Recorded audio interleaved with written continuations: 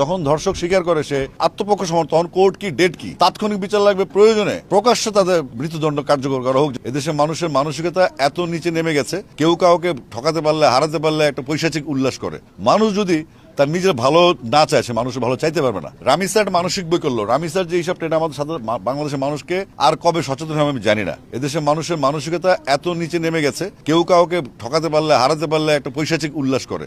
আজকে রামিসা হবে, কালকে আরেক রামিসা হবে, পরশু আরেক রামিসা হবে। আমরা যদি নৈতিকভাবে ঠিক না থাকি, আমাদের সমাজ সংস্কার যদি মানুষ স্বতঃস্ফূর্ত না হয়, মানুষ যদি তার নিজের ভালো না চায়, সে মানুষের ভালো চাইতে পারবে না।